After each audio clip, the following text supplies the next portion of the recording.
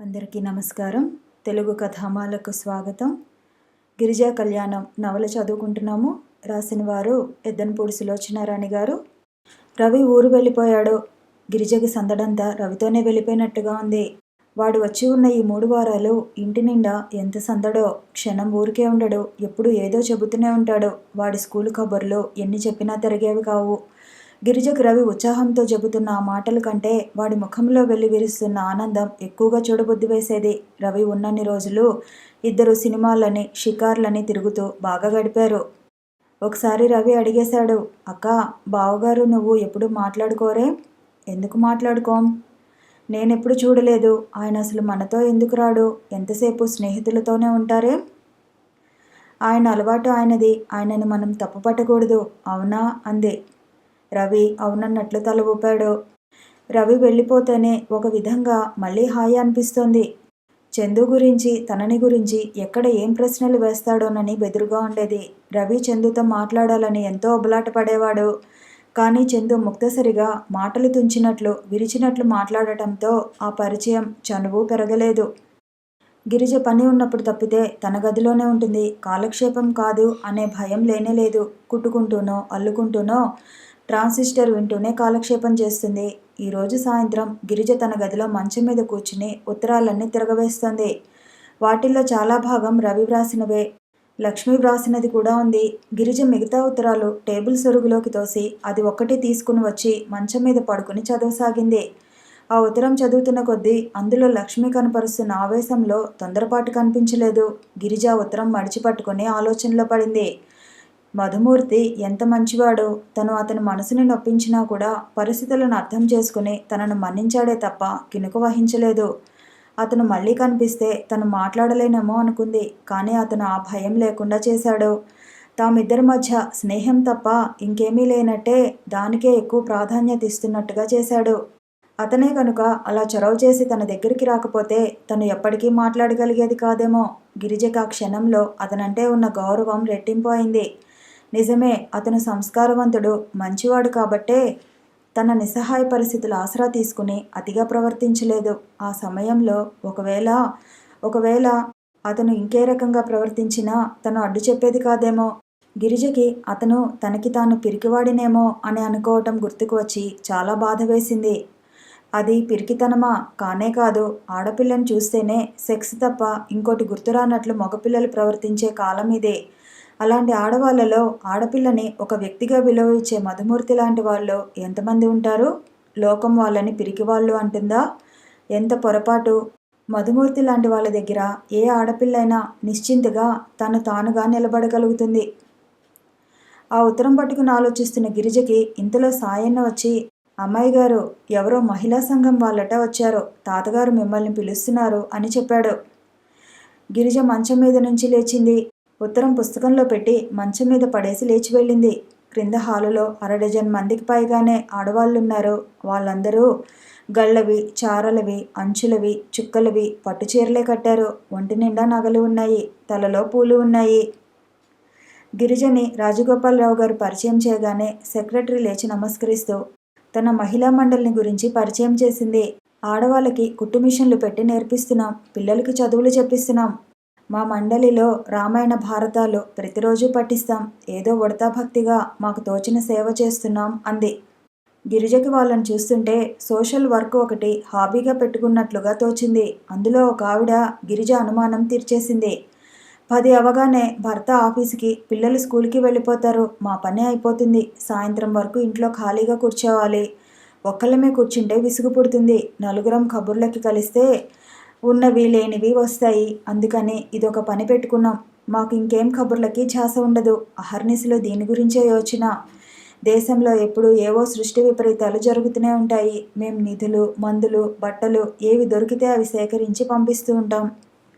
ఇప్పుడు మేము వచ్చిన పని ఏమిటంటే తుఫాను బాధితుల సహాయార్థం విరాళాలు సేకరిస్తున్నాం. మొదట మీ దగ్గరికే వచ్చాం.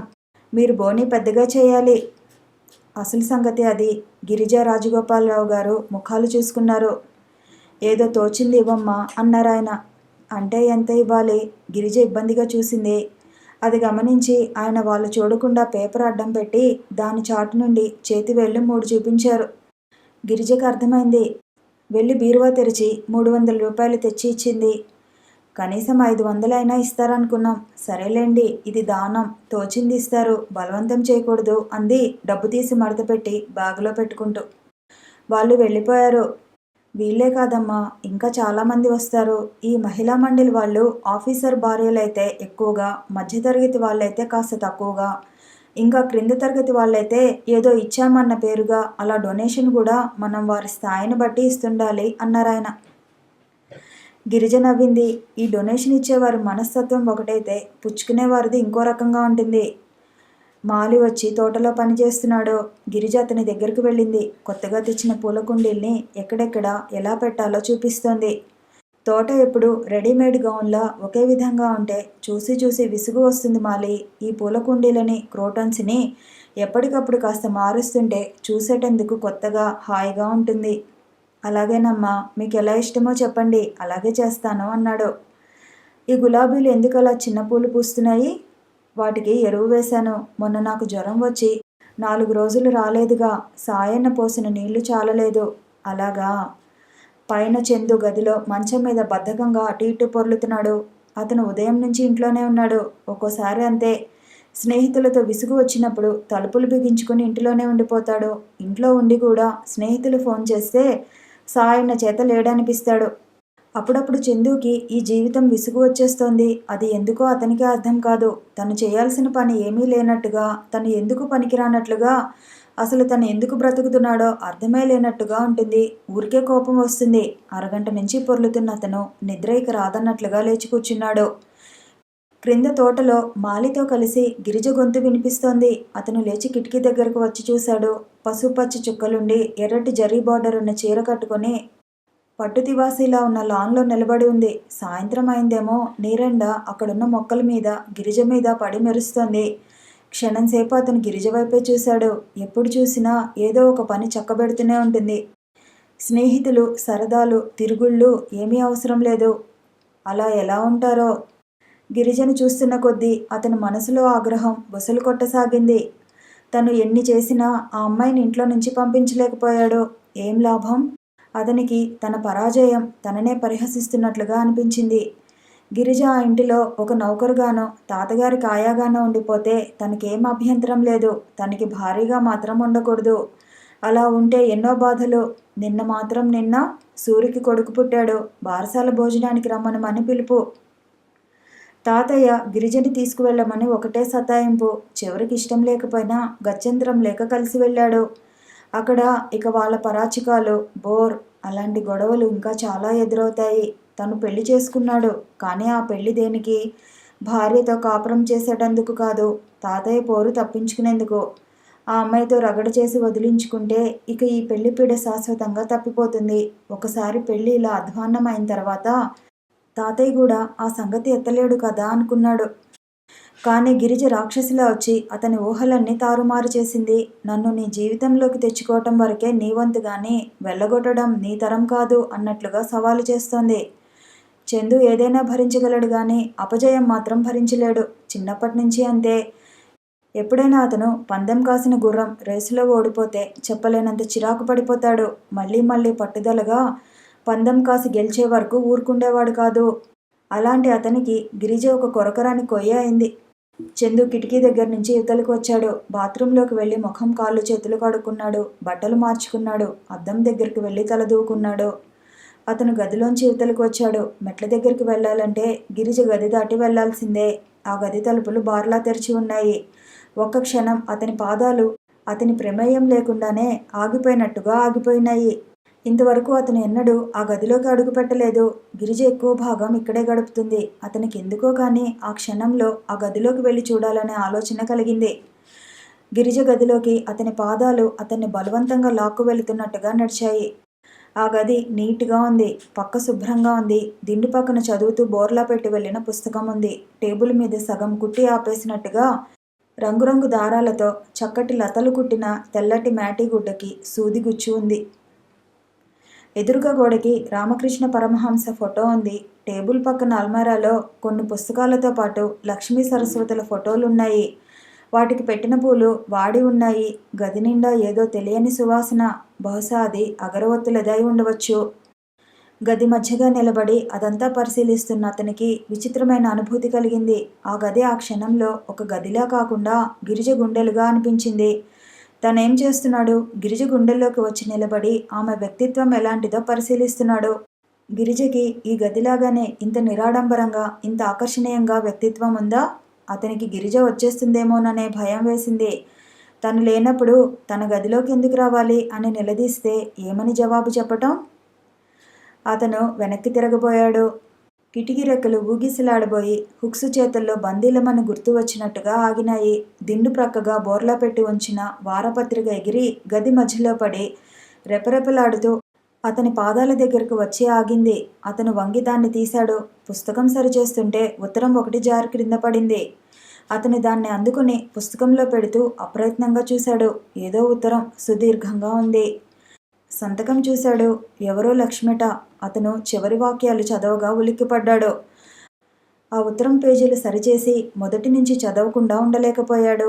ఆ ఉత్తరంలో అక్షరాల బారుల వెంట అతని కనుపాపలు పరుగులు తీస్తున్న కొద్దీ అతని ముఖంలో అపనమ్మకం, విస్మయం, ఆగ్రహం పోటీపడసాగినాయి. క్రింద మాలితో పాటు కుండీలు సర్దటంతో సాయం చేసిన గిరిజకి ముఖం నిండా చెమటలు పట్టినాయి. వెళ్ళి పంపు దగ్గర చేతులు ముఖం కడుక్కొని చీర కొంగుతో తుడుచుకుంటూ పైకి వచ్చింది. గిరిజ తల వంచుకుని గబగబా తన గదిలోకి వస్తున్నదల్లా గుమ్మంలో టక్కున ఆగిపోయింది. అక్కడ కలలో కూడా ఊహించిన దృశ్యం ఎదురైంది. చందు గది మధ్యలో నిలబడి ఉన్నాడు. గిరిజ వచ్చిన తర్వాత అతను ఏనాడు ఈ గదిలో అడుగు పెట్టలేదు. గిరిజ తడబడింది, కంగారు పడింది. అక్కడ నిలబడటమా లేక గిరుక్కున వెనక్కు తిరిగి వెళ్ళిపోవటమా అని త్వరగా ఆలోచిస్తున్న దానిలా నిలబడింది. అడుగుల చప్పుడు వినగానే చందు తిరిగి చూశాడు. గుమ్మంలో పాలరాతి బొమ్మలా నిలబడిన గిరిజని కించపరుస్తున్న చూపులతో చూశాడు.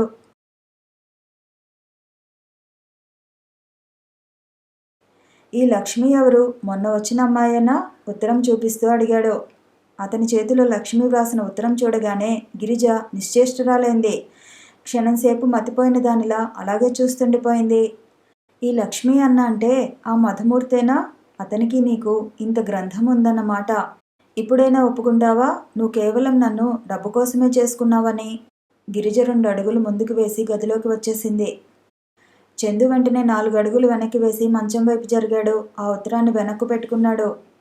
భేష్, ఇన్నాళ్ళు మహానటిలా అమాయకత్వం అమోఘంగా పోషించి తాతయ్యని బాగా మోసం చేశావు. నీ తమ్ముడికి చదువు, నీకు సుఖం లోటు లేకుండా జరిగే ఏర్పాట్లు చేసుకున్నావు. అతను మళ్ళీ ఉత్తరం చూపించాడు. దీనికి ఏం సమాధానం చెబుతావు? గిరిజ కంపిస్తున్న స్వరంతో అస్పష్టంగా అంది. మీకు తెలియదు, దాన్ని గురించి మీకేం తెలియదు, ఇటివ్వండి. అతను నిరసనగా చూశాడు. అంత తేలికగా ఇస్తానా? ఇప్పుడు ఇక నా ఇంట్లోంచి వెళ్ళక ఏం చేస్తావు? నిన్ను వదిలించుకోవడానికి ఈ ఒక్క ఉత్తరం చాలు. ఇది తాతయ్యకి చూపిస్తే నిన్ను ఇప్పుడే మెడబట్టి బయటికి గెంటుతాడు. గిరిజ రోషంగా చూసింది. ఆయన మీలాంటి మనసులేని పాషాణం కాదు. నేను చెప్పింది అర్థం చేసుకోగలరు. ఆ భయం నాకేం లేదు. ఓ, అది నిజమే. నువ్వు నీ తీయటి మాటలతో ఆయన మనసుకి మబ్బుతెర తెప్పించగలవు. ఇది తాతయ్యకి ఇవ్వను, నేనే అట్టి పెట్టుకుంటాను. ఇప్పుడు నీకు విడాకులు ఇవ్వటం సులభం.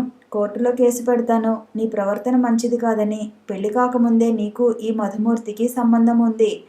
నువ్వు నన్ను మోసం చేసి పెళ్లి చేసుకున్నావని. అతని నోటిలో వాక్యం పూర్తి కానేలేదు. గిరిజ అప్పటికే దెబ్బతిన్న శవంగిలా అతని మీద కూరికింది. అతన్ని పట్టుకుని అతని చేతిలో ఉత్తరం లాక్కోవడానికి ప్రయత్నించింది. కానీ చందు పక్కకి జరిగి ఉత్తరం ఉన్న చెయ్యి ఎత్తి దూరంగా పెట్టాడు. గిరిజ కాళ్ళెత్తి అతని చెయ్యి అందుకుని బలంగా వంచింది. మరుక్షణంలో గిరిజ చేతికి ఆ ఉత్తరం అందేదే. కానీ ఆ ప్రమాదం పసిగట్టిన చందు గిరిజ నడుం చుట్టూ చేయి వేసి ఇవతలికి లాగాడు. గిరిజ కూడా అతన్ని లాగింది. ఇద్దరు పట్టుతప్పి మంచం మీద పడ్డారు. అతని ఛాతి మీద పడిన గిరిజ అతని చెయ్యి అందుకోవడానికి విశ్వ ప్రయత్నం చేస్తోంది. గిరిజ ఏడుస్తోంది. నువ్వు మనిషివి కాదు, రాక్షసుడివి. ఆ ఉత్తరం నా కంఠంలో ప్రాణం ఉండగా నీకు దక్కనేను. ఏదేదో అంటూ అతన్ని గుద్దుతోంది. 5 నిమిషాల పాటు ఇద్దరికీ ఆ మంచం మీద భయంకరమైన పెనుగులాట జరిగింది. ఆ ఉత్తరాన్ని అందుకోవాలని గిరిజ, అందనీయకూడదని అతను. ఇద్దరు పిచ్చి శక్తితో పోరాడారు. ఆ పెనుగులాటలో అతను గిరిజ మీదకి వెళ్ళాడు. అతని ముఖం గిరిజ ముఖం మీద ఆనింది. అతని చేతులు గిరిజ జబ్బల మీద బిగుసుకున్నాయి. అతని పెదవులు గిరిజ చెంప మీద రాసుకున్నాయి.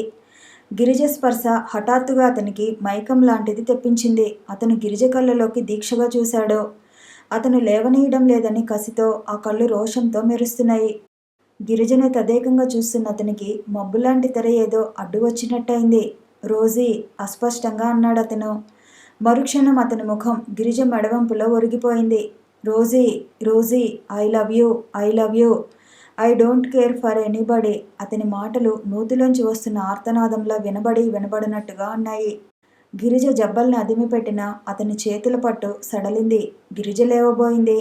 కానీ అతని చేతులు గిరిజ భుజాల్ని చుట్టేసినాయి. అతని పెదవులు గిరిజ చెంపల్ని, నుదురును, కళ్ళను తాకి పెదవులను కౌగిలించుకున్నట్లుగా నొక్కివేసినాయి. గిరిజకు ఆ క్షణం అది స్వర్గమో నరకమో తెలియనట్లయింది. అతని ఉచ్ఛ్వాస నిశ్వాసాలు కాల్చివేస్తున్నంత వేడిగా ఉన్నాయి. గిరిజకు ఊపిరాడినట్టుగా అయింది. ఎలాగో అతన్ని విడిపించుకోగలిగింది. ముఖం పక్కకు తిప్పుకుంది. గిరిజ ముఖం మీదకి వంగబోయిన అతను హఠాత్తుగా ఆగిపోయాడు. అతని ఉద్రేకపు పొంగు నీళ్లు జల్లినట్టుగా దిగిపోయింది. అతని చేతులు గిరిజను మెల్లిగా వదిలివేసినాయి. సిగ్గుతో కృంగిపోయినట్లుగా పక్కకు జరిగి దిండులో తలదూర్చేసుకున్నాడు. ఐఆమ్ సారీ అస్పష్టంగా అన్నాడు. గిరిజ లేవబోయింది. మంగళసూత్రం గొలుసు అతని గుండీకి చిక్కబడింది. గిరిజ ఎలాగో దాన్ని విడిపించుకొని లేచి కూర్చుంది. Girija, leave me please.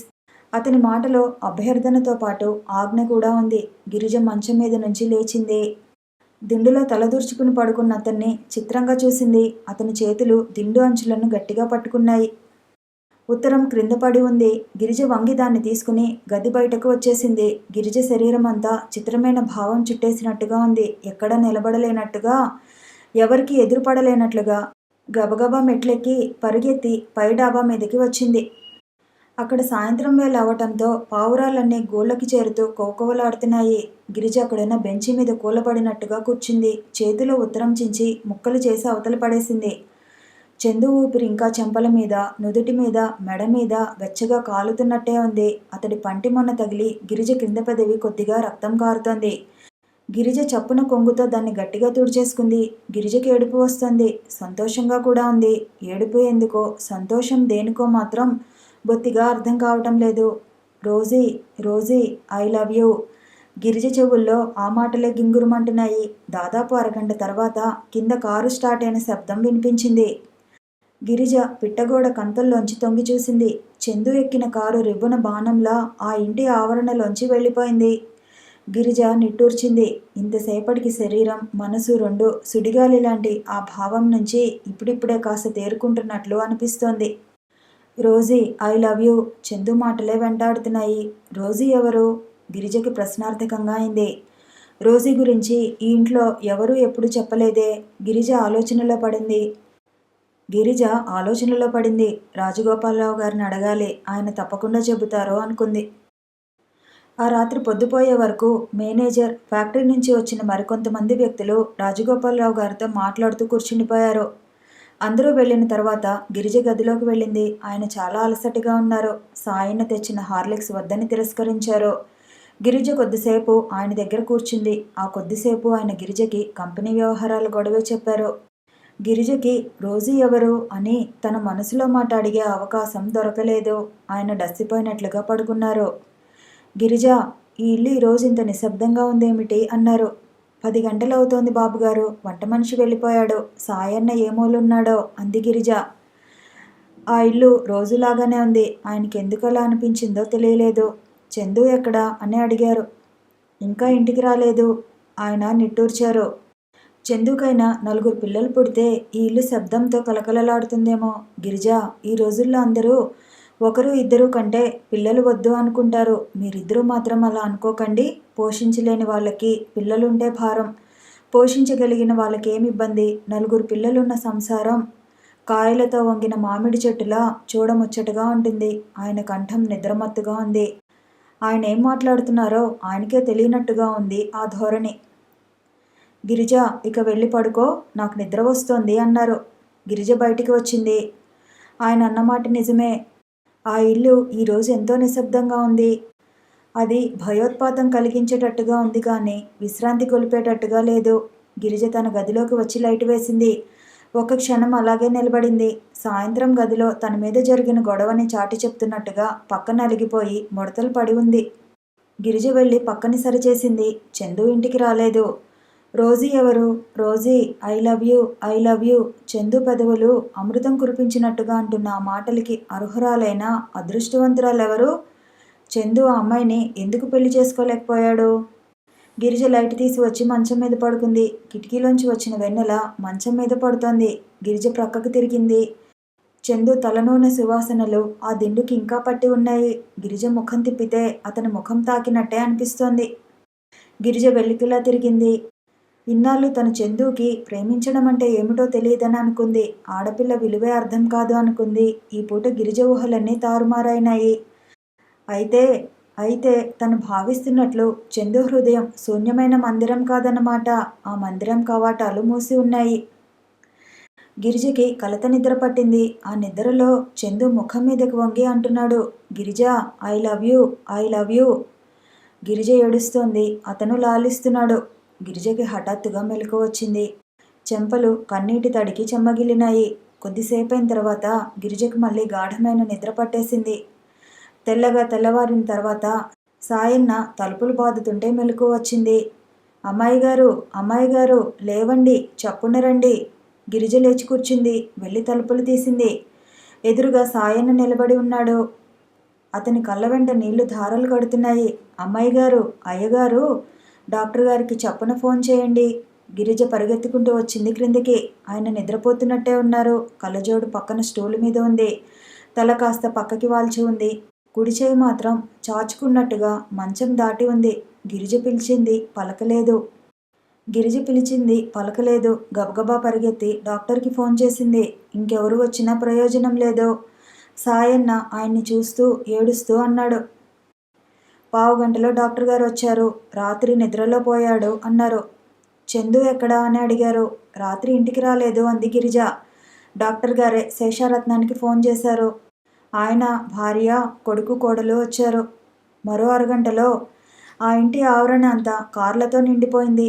Hall అంతా బయట మెట్ల మీద జనం గుంపులుగా నిలబడ్డారు. సాయన్న, శేషారత్నం చందు కోసం గాలించారు. మధ్యాహ్నం అవుతుండగా చందుని పట్టుకోగలిగారు. చందు నమ్మలేకపోయాడు. వెంటనే ఇంటికి వచ్చాడు. కంపెనీ నుంచి వర్కర్స్ వచ్చారు. అంతా ఎవరెవరో గిరిజకి ఒక్కళ్ళు తెలియదు. మేనేజర్ జరగవలసిన ఏర్పాట్లు చకచకా చేస్తున్నాడు. చందు సోఫాలో కూర్చుని ఉన్నాడు. అందరూ అతనికి సానుభూతిగా తలో మాట చెబుతున్నారు. అతను స్తబ్దుడైనట్టు ఉన్నాడు. ఈ మనుషులంతా బొమ్మల్లా కదులుతున్నారు. వాళ్ళు మాట్లాడేవేవి అతనికి వినబడటం లేదు. జరగవలసిన కార్యక్రమం జరిగిపోతోంది. శేషారత్నం వెంట ఉండి చందు చేత చేయిస్తున్నాడు.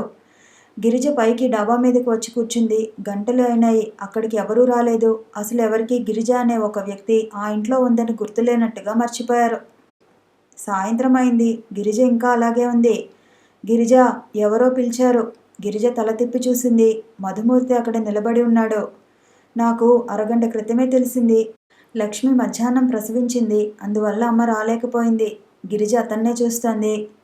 వాళ్ళందరూ క్రింద ఉంటే నువ్వు ఒక్కదానివి ఇక్కడ కూర్చున్నావేమిటి? ఇది బాగుంటుందా అన్నాడు అతను. గిరిజ కళ్ళల్లో నీళ్లు తిరిగాయి. కొంగులో ముఖం దాచుకుని ఏడవసాగింది. దినవారాలు పూర్తయినాయి. శేషారత్నం ఆధ్వర్యం వహించి చందు చేత ఆ కార్యక్రమం ఎవ్వరూ ఎన్నడూ కనీ విని ఎరుగనంత ఘనంగా జరిపించాడు. ఈ 12 రోజులు గిరిజ ఎంతో శక్తి కూడా తీసుకుని బలవంతంగా తిరుగుతున్న దానిలా ఆ ఇంట్లో గడిపింది. చందు, గిరిజ ఒక్కసారి కూడా మాట్లాడుకోలేదు. 13వ రోజున శేషారత్నం చందుకి చెప్పాడు. చందు, సాయంత్రం నువ్వు ఒకసారి నా ఆఫీసుకు రా, నీతో మాట్లాడాలి, పనుంది. సాయంత్రం చందు వెళ్ళేసరికి శేషారత్నం ఖాళీగానే ఉన్నాడు. చందుని చూడగానే రా, నువ్వు వస్తావో లేదో అనుకుంటున్నాను అంటూ ఆఫీస్ రూమ్లోకి తీసుకువెళ్ళాడు. కూర్చో అన్నాడాయన. చందు ఆయన టేబుల్కి ఎదురుగా కూర్చున్నాడు. శేషారత్నం వెళ్ళి ఆ గదిలోనే మూలగా ఉన్న ఇనపెట్టె తెరిచి అందులో నుంచి సీలు వేసిన పొడుగాటి బ్రౌన్ పేపర్ కవర్ తెచ్చాడు. చందు, ఇది తాతయ్య వ్రాసిన వీలునామా, నేను చదివి వినిపిస్తాను అన్నాడు. నైఫ్తో ఆ కవర్ తెరిచి అందులో నుంచి కాగితాలు తీసి చందుకి చదివి వినిపించసాగాడు. అవన్నీ ఆస్తి వివరాలు. చందు కుర్చీలో వెనక్కు వాలి వింటున్నాడు.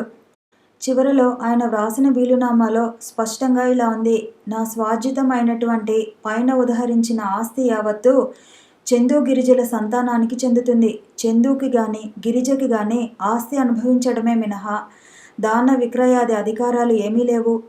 చందు గిరిజతో సరిగ్గా కాపురం చేయలేకపోయినట్టయితే అతనికి ఒక్క పైసా కూడా ఇవ్వకుండా ఆపుచేసే సర్వాధికారాలు గిరిజకి ఉన్నాయి.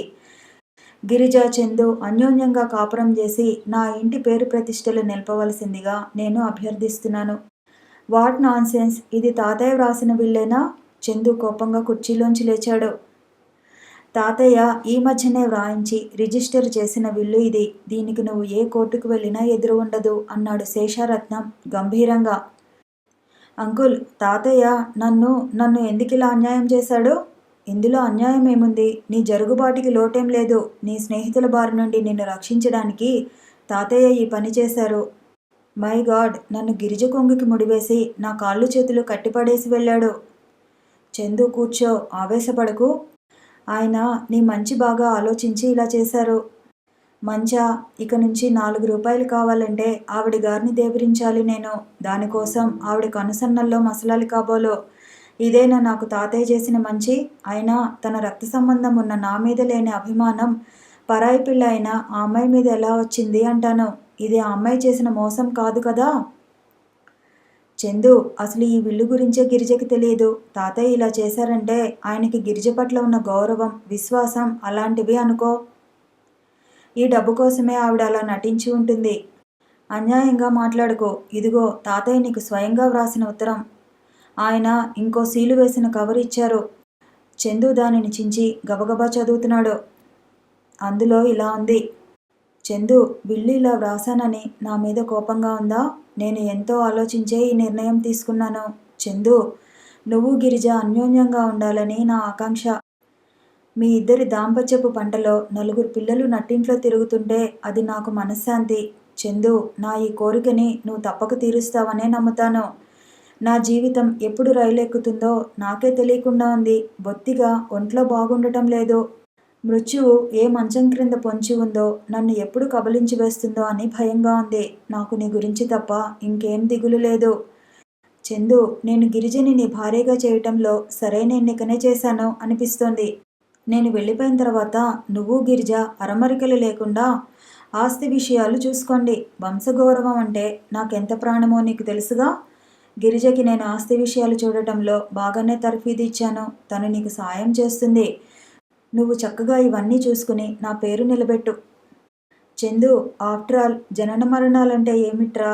చిరిగి మాసిన చొక్కాలాంటి ఈ జీవితాన్ని వదిలి ఇంకో కొత్త చొక్కా తొడుక్కోవటమేగా. దీనికి దానికి మధ్య ఉన్న వ్యవధి నవమాసాలు అనుకుంటాను. నేను నీకు బిడ్డగా పుట్టాలని ఉంది. నీ మెడ మీద పడి ఊగుతూ నీ చేతులతో పట్టి ఎగరేస్తుంటే కిలకిలా నవ్వుతూ పెరగాలని ఉంది. అప్పుడు నాకు నువ్వు నా గురించే మా తాతయ్య ఇలా ఉండేవాడు అని చెబుతావేమో. ఈ ఊహ ఎంత బాగుంది కదూ. మళ్ళీ తప్పకుండా జన్మిస్తాను అనే నమ్మకం మృత్యుభీతి నుండి తప్పిస్తోంది. చందు, గిరిజ చాలా మంచి పిల్ల, అభిమానవంతురాలు. గిరిజ మనసు నొప్పించకు. ఇది నా ఆఖరి కోరిక. బాగా గుర్తుపెట్టుకుంటావని తలుస్తాను. సకల ఆశీస్సులతో, తాతయ్య. చందు కళ్ళ వెంట నీళ్లు జారుతుండగా పై పెదవి క్రింద పంటితో నొక్కిపట్టి ఆ ఉత్తరం మడతపెట్టి కవరులో పెట్టేశాడు. చందు, తాతయ్య కోరిక ఒక్కటేరా, నువ్వు భార్య పిల్లలతో సుఖంగా హాయిగా ఉండాలని. అంకుల్, తాతయ్య కోరిక నెరవేర్చాలనే ఉంది. కానీ ఏమిట్రా? రోజీకి ఆ వాగ్దానం చేయకపోతే తప్పకుండా అలాగే చేసేవాడిని. ఆ పేరు వినగానే శేషారత్నం ముఖం గంభీరంగా అయింది. చందు, నువ్వు ఇన్ని సంవత్సరాలు గడిచినా ఇంకా ఆ విషయం మర్చిపోలేదా? మర్చిపోవటమా? అతను ఒకసారి 2 చేతులు చూసుకున్నాడు. ఎలా మర్చిపోగలను? ఈ చేతులు చూసినప్పుడల్లా అది గుర్తు వస్తూనే ఉంటుంది. చందు, నువ్వు చాలా పొరబడుతున్నావు. నేను నీకు 1,00,000 సార్లు, 1,00,00,000 సార్లు చెప్పాను. నువ్వు రోజీని చంపలేదు. రోజీ మరణం కేవలం దైవికం. అందులో నీ బాధ్యత ఏమీ లేదు. No uncle, no. అలా అనుకుంటే నన్ను నేను మోసం చేసుకోవటమే అవుతుంది. ఆ రోజు చిత్తుగా త్రాగాను. రోజీ అంటూనే ఉంది, ఈరోజు నువ్వు నా ప్రాణం తీసేట్టున్నావని. అలాగే జరిగింది. అతని చేతులు గుప్పెళ్ళుగా మారి మళ్ళీ తెరుచుకున్నాయి. తాతయ్యని నేను మోసం చేశానని గుర్తుకు వస్తే ఆయన చూపే ప్రేమకి నాకు అర్హత లేదనిపిస్తుంది. చందు కళ్ళల్లో నీళ్లు ఉబికినాయి. వేళ్లతో కళ్ళ మీద గట్టిగా నొక్కి తుడుచుకున్నాడు. I hate myself. శేషరత్నం లేచి వచ్చాడు. చందు భుజం మీద చేయి వేసి తట్టాడు. చందు, నువ్వు రోజీ సంగతి మర్చిపోనంతకాలం నీకు సుఖం ఉండదు. సుఖం నాకు అవసరం లేదు అంకుల్. నిన్ను నువ్వు ఇలా ద్వేషించుకోవడంలో అర్థం లేదు. తాతయ్య మీద నీకేమాత్రం అభిమానం ఉన్నా ఆయన ఆత్మ శాంతిగా ఉండాలంటే తాతయ్య కోరినట్టుగా నువ్వు గిరిజతో కాపురం చేయాలి. చందు చివుక్కున వెనక్కు తిరిగాడు.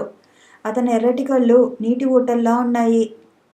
ఎలా సాధ్యం? రోజీని ప్రేమించిన నేను, రోజీకి మృత్యుముఖంలో నీకు తప్ప ఇంకెవరికి నా మనసులో స్థానం లేదని వాగ్దానం చేసిన నేను, చందు, రోజీని ప్రేమించావు, గిరిజని పెళ్లి చేసుకున్నావు. దానికి దీనికి ఏం సంబంధం? అది మీ కాపురానికి అడ్డు ఎందుకు కావాలి? చందు చిత్రంగా చూశాడు. గిరిజని ప్రేమించకుండా భారీగా దగ్గరికి తీసుకోవటం ఎలా? అదిగో, నువ్వు మళ్ళీ ప్రేమను పెళ్లిని కలిపేస్తున్నావు. చందు, ప్రేమ వేరు, పెళ్లి వేరు. నన్ను చూడు, నా పెళ్ళి అయ్యి 35 సంవత్సరాలు అవుతోంది. నా భార్యని నేనేం ప్రేమించలేదు. పెళ్లి చేసుకున్నాను, కాపురం చేస్తున్నాను, పిల్లలు పుట్టారు, అంతే. అలా ఎలా? అయితే మీరు చేసుకున్నది పెళ్ళే కాదు, మనసులో ప్రేమ లేకుండా భార్యతో ఎలా కాపురం చేస్తారు? ఒకవేళ ఎవరైనా అలా చేసినట్టయితే వాళ్ళు మనుషులు కాదన్నమాటే. పశువులకి మనుషులకి తేడా ఉండాలి కదా అంకుల్. శేషారత్నం చెల్లున కొరడా దెబ్బ తగిలినట్టు వెనక్కు తగ్గాడు. సమాధానం చెప్పలేనట్టు చూశాడు. యువతలికి వచ్చి టేబుల్ దగ్గర కూర్చున్నాడు. ఫైల్స్ సరిచేసుకోసాగాడు. గిరిజకి ఈ విల్లు గురించి తెలుసా? చందు దగ్గరికి వస్తూ అడిగాడు. తెలియదు. తెలియాల్సిన అవసరం కూడా లేదు. నేను ఇక వెళతాను. ఏం నిర్ణయించుకున్నావు? ఏ విషయంలో? గిరిజ సంగతే. చందు, తాతయ్య నిన్ను ఎంతో ప్రేమించాడు. కనీసం ఆయన కోసమైనా, ఇంటి పరువు ప్రతిష్టల కోసమైనా నువ్వు గిరిజతో సఖ్యంగా ఉండాలి. ప్రేమ లేని పెళ్ళి పశుత్వం అనుకుంటే గిరిజని ప్రేమించడం నేర్చుకో. ప్రయత్నిస్తాను అంకుల్. తాతయ్య కోసం, ఇంటి పరువు ప్రతిష్టల కోసం నేను తప్పకుండా ప్రయత్నిస్తాను, అస్పష్టంగా అన్నాడతను. చందు వెళ్ళిపోయాడు. శేషారత్నం ఆలోచనలో పడిపోయాడు. మనసులో ప్రేమ లేకుండా భార్యతో కాపురం చేస్తే వాళ్ళు మనుషులు కాదన్నమాటే. పశువులకి మనుషులకి తేడా ఉండాలి కదా. శేషారత్నానికి తాను భార్యతో కాపురం చేసిన సంవత్సరాలు గుర్తుకు వచ్చినాయి. పెళ్ళైనప్పటి నుంచి పోట్లాటే, ఒకరి పట్ల ఒకరికి చిరాకే. తన అభిప్రాయాలేమిటో ఆవిడికి అర్థం కావు. ఆవిడ స్వభావం తనకి నచ్చదు. అయినా 35 సంవత్సరాలు కలిసి గడిపారు. సంసార వృక్షం పెంచి పెద్ద చేశారు. ఆ పెళ్లి గురించి తన స్వసుఖం కంటే ఇంటి గౌరవం కోసమే ఎక్కువ ప్రాధాన్యత ఇచ్చాడు. కానీ ఇప్పటి తరం వేరు. వాళ్ళకి మొదట స్వసుఖం గురించిన ఆలోచన ఉంటుంది. దానికే ప్రాధాన్యత ఇస్తారు. తర్వాతనే మిగతావన్నీ. కథ కొనసాగుతుంది. మళ్ళీ కలుసుకుందాము. ఈ వీడియో నచ్చితే లైక్ చేయండి, షేర్ చేయండి, కామెంట్ చేయండి, ఛానల్ని సబ్స్క్రైబ్ చేయండి.